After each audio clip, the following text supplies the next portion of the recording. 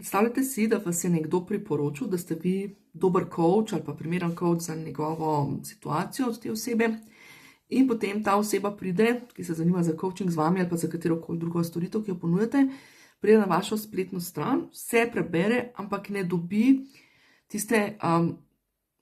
občutka, kdo ste pravzaprav vi. Ne? In takrat mogoče še ni pripravljena. Mi se zanašamo na to, pa rečemo, se imamo tam brezplačen klic, pa bo šla na brezplačen klic, pa bo z nami, pa nas bo spoznala, pa tako naprej. Ampak vmes je potreben, oziroma je fino imeti še en korak, ki poskrbi za to, da tisti, ki mogoče še niso čisto v fazi, da bi šli na brezplačen klic, pa tudi mi sami najbrž ne želimo imeti non-stop neke brezplačne klice, ki jih ničemur ne vodijo, je fino imeti en dodaten korak in ta korak je spoznavni program, v katerem ljudje nas bolj spoznajo, bolj začutijo in razumejo, kako jim lahko pomagamo.